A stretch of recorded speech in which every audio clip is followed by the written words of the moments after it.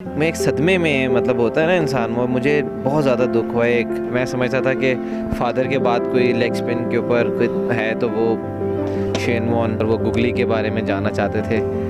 फिर उनकी सब बात हुई, वो कमेंट्री कर रहे थे, तो जब उनको बाबा का पता चला कि वो इस दुनिया में नहीं रहे तो उन्होंने कमेंट्री जो थी वो अपने जो सेगमेंट होता आपको पता ही है आधे घंटे 1 घंटे का, तो उन्होंने वो कमेंट्री बॉक्स छोड़ दिया। और अस्सलाम वालेकुम नाज़रीन, आपका मेज़बान अब्दुल रहमान आप सब लोगों की खिदमत में हाजिर है। और इस वक्त हम मौजूद हैं अब्दुल कादिर क्रिकेट एकेडमी में और मेरे साथ मौजूद हैं अब्दुल कादिर क्रिकेट एकेडमी के CEO और अब्दुल कादिर के फ़र्जंद सलमान कादिर। और हम इस वक्त बात करेंगे इनसे शेन वॉर्न जो कि लेजेंडरी क्रिकेटर इस दुनिया से जा चुके हैं, लेकिन जो उनको बनाने वाले हैं जिनकी वजह से उस शख्स को इज़्ज़त मिली, आज हम उन्हीं से पूछेंगे कि वो कब पाकिस्तान में आए, कैसे आए। क्रिकेट के लिए एक इतना बड़ा सानहा, जैसे ही डेथ का सुना होगा सबसे पहले वो तमाम मूवी आपके जहन में चली होगी।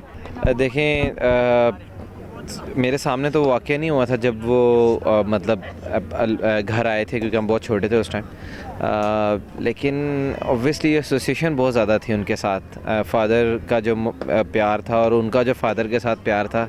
आप बिलीव करें कि मुझे मतलब मेरे पास मुझे ऐसा फ़ील हो रहा था जैसे मेरे फ़ादर गए थे ना इस दुनिया से, तो मुझे यकीन करें मेरे उस टाइम इतना मैं उदास और मैं एक सदमे में मतलब होता है ना इंसान वो मुझे बहुत ज़्यादा दुख हुआ। एक लिविंग लेजेंड जो था वो इस दुनिया से चला गया। मैं समझता था कि फ़ादर के बाद कोई लेग स्पिन के ऊपर कोई है तो वो शेन वॉर्न थे।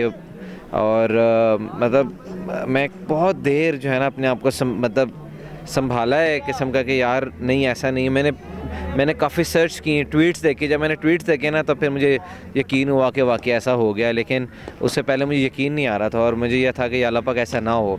लेकिन ऑब्वियसली ये अल्लाह ताला का हुक्म है और अल्लाह ताला के हुक्म के बगैर तो एक पत्ता भी हिल नहीं सकता। जिस वक्त वो सबसे पहली मरतबा पाकिस्तान में आए, उस जादुई बॉल को सीखने के बाद जब उन्होंने 4 आउट भी किए। देखिए वो तो मेरे फ़ादर ने हमें बताई थी कि जब वो मुलाकात हुई और वो गुगली के बारे में जानना चाहते थे। फिर उनकी सब बात हुई और उन्होंने उस गुफ्तगू में, उस मीटिंग के दौरान बाबा को ये भी बताया कि मेरे घर पर जो है ना एक साइड पे पूरी अलमारी है और उसमें सिर्फ़ और सिर्फ आपकी वीडियोस की एक मतलब पूरी वो जो कैसेट्स हैं उसमें पड़ी हुई हैं और वो देख के जवान हुए और वो आप फॉलो करते थे। और मतलब आपका कभी वैसे उनके साथ इंटरेक्शन हुआ कभी इस खेल के मैदान में? नहीं, मेरा बिल्कुल भी नहीं हुआ। मतलब कोई इनडायरेक्टली आपको कोई कभी जब अब्दुल कादिर साहब इस दुनिया फ़ानी से ज़ाहिरी तौर पर चले गए तो कोई इनडायरेक्टली कोई मैसेज, कोई स्पेशली, क्योंकि जिसने बनाया होता है वो हमेशा उसको याद रखता है और वैसे भी ये गोरे हैं, भूलते नहीं हैं। बिल्कुल ऐसे ही है। जब वो कमेंट्री कर रहे थे तो जब उनको बाबा का पता चला कि वो इस दुनिया में नहीं रहे तो उन्होंने कमेंट्री जो थी वो अपने जो सेगमेंट होता आपको पता ही है आधे घंटे 1 घंटे का, तो उन्होंने वो कमेंट्री बॉक्स छोड़ दिया और बड़ा वो अफसरदा थे इस बात के लिए। और क्या पता था कि 2-2.5 साल बाद वो भी नहीं रहेंगे। मतलब मेरे लिए बहुत तकलीफ़ दे बात है और मैं बहुत ज़्यादा सदमे में हूँ इस टाइम। इस खला को पूर्ण होते हुए देख सकते हैं हम उस्मान कादिर की सूरत में।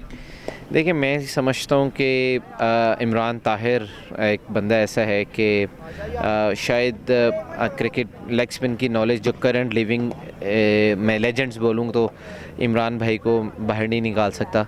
मेरा ख़्याल है इमरान भाई के पास जो करंटली नॉलेज उनके पास है बॉलिंग का वो शायद किसी के पास ना। मैं जो खेल रहे हैं मैं उनकी बात कर रहा हूँ, ऑब्वियसली मुशी भाई हैं और लोग भी हैं, लेकिन जो खेल रहे हैं मैं उनकी बात कर रहा हूँ। उस्मान तो अभी उसने परवान और चढ़ना है, अभी आगे जाना है, अपने दुनिया को भी मज़ीद मनवाना है अपने आप को और परफॉर्मेंसेस देकर वो अपने आप को मनवा सकता है। तो मेरा ख्याल है उस्मान के लिए भी टाइम है, लेकिन करंटली अगर मैं ये सोचूं तो इमरान भाई का मैं नाम लूँ तो इसमें कोई दो राय नहीं है।